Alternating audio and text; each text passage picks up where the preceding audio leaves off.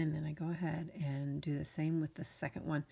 Knowing that the eyelid came down too far, I'm going to push this one up before I even add the bottom one.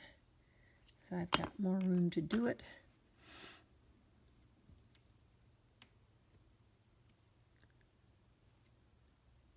There we go. That should be better. And then I'm going to go ahead and add the bottom eyelid. Tiny, tiny coil. Squish it. Crescent moon. Boat. Sink it in the eye socket. Roll it over the eyeball.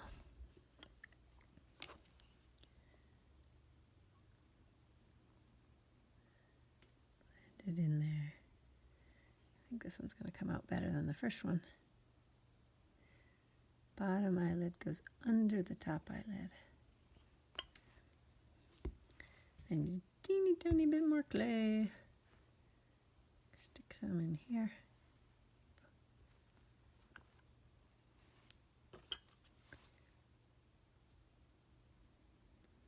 Staying away from that inside edge.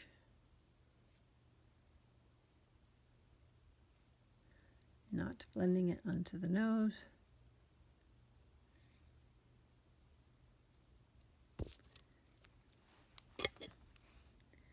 But making sure it wraps down in around that eyeball. If you really mess up, you could just go ahead and squish that eyeball right back down in, make a new socket, and try again.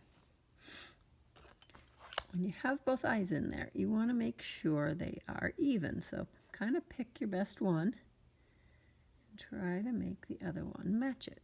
Easier said than done.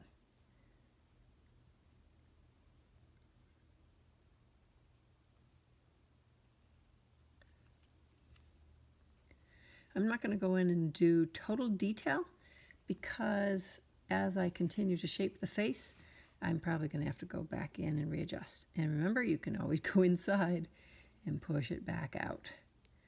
It got a little flat there. The nose kind of sunk in a little. I can puff the cheeks out. Kind of magical. You can do plastic surgery. Free.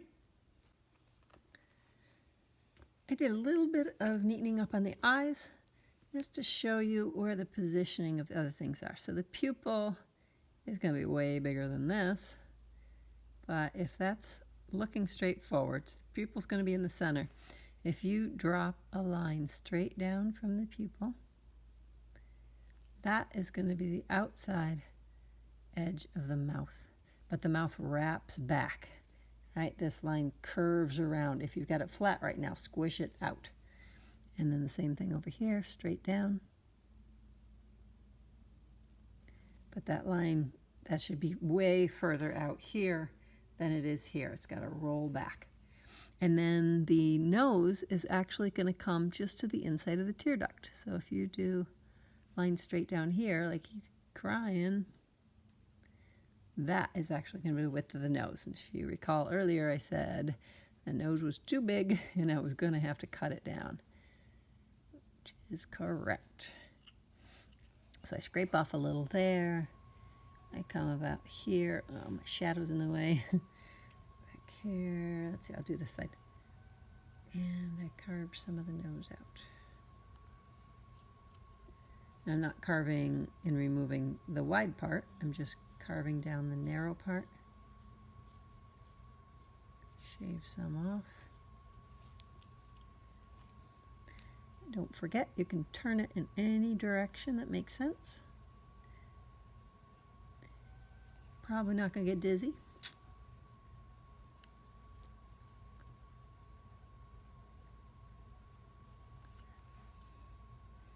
Okay, that's starting to look a little better for the width of the nose.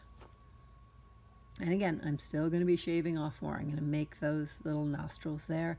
I'm just kind of still keeping it rough, but I want to put a little bit of clay on to form the mouth. Still nice and soft, so I can just go ahead and squirt a little water on there, scratch the clay up. I'm just making a little coil This is not a lip. This is the whole mouth. Scratched it on, and it's going to sit on the top of that line we made earlier. Remember that it's got to bend, so the corners are significantly lower than the middle. And again, you can reach up with your fingers and feel your mouth in that it curves around your head. It's not flat.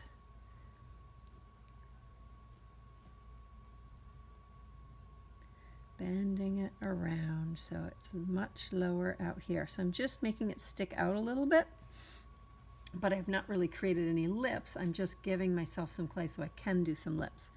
And while I'm at it, I might as well go ahead and add some clay for the chin.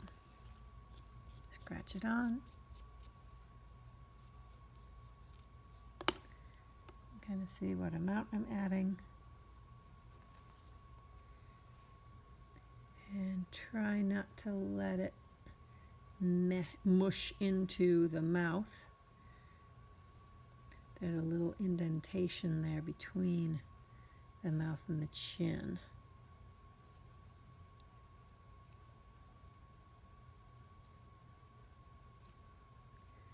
Just to kind of start to show where it's going to be. Eventually I will have to add even more for the chin. Because if you look at the face from the side, the nose sticks out further, but not that much further. I would say the chin will end up being about here. So then just to get the mouth started, I'm going to go ahead and take a sharp tool. I like something. Where's my camera? Okay. I like something like this little blade because it's really, really skinny from one side, wider on the other side. You could use an X-Acto knife blade. This is a really nice tool right here. But I don't think you need to really have special tools in order to do this. It's nice, but you don't have to have it. All right, so we have kind of like monkey lips right now. And I'm going to go ahead and take the other end of this tool, which is curved, and I'm going to put it inside that split. I cut that fairly deep, and I'm just going to roll it back. Make it curl its lip. I'm going to turn it and do the other way. You have this little indentation right here. So think about that when you roll the back of the rounded part up, and don't roll up into the center. Kind of turn it, come to the side. So it's going to make huge lips momentarily. Roll it back the other direction. So the bottom lip, I squish it too far and I just push it back. Okay, so now that's too much clay, so I'm going to carve a little bit off.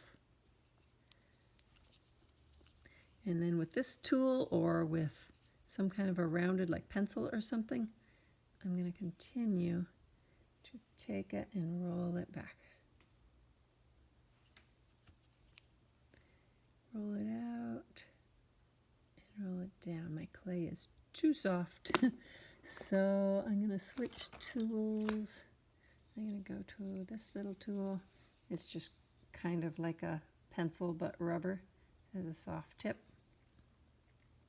Start in the middle, roll it up, like towards you, and then where you want it to be the edge of the lip, change and roll it back down, like away from the camera.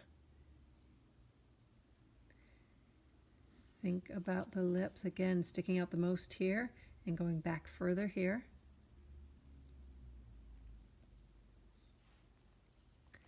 You can make a little more indentation there. Start to see the chin a little bit better now. Again, I will add a little bit more there. Okay, and then I'm going to kind of do a similar thing up here. I'm going to cut off and remove some of that clay that I rolled out. I can also make that little indentation under the middle of the nose. Just kind of removing about the top quarter. Little round tool, right down in that crack here, roll it up out of that valley.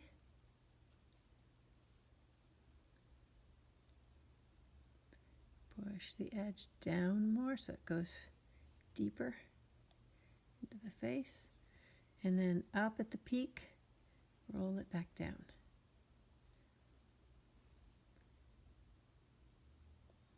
If you look at someone's face right here, you have the nose that obviously sticks out. It goes down and then it kind of angles out like this and then goes down again.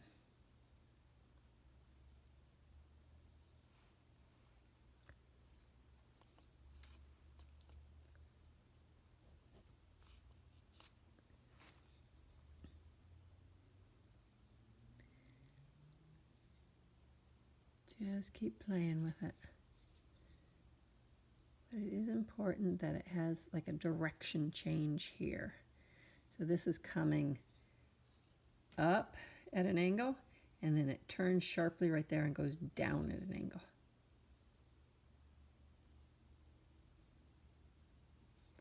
You can see it better from the side here. I'll put it where the dark is. See that sticking out? Okay, I kind of lost that little indentation in the middle. I'm just using the handle of my tool, right, to get that little dip there.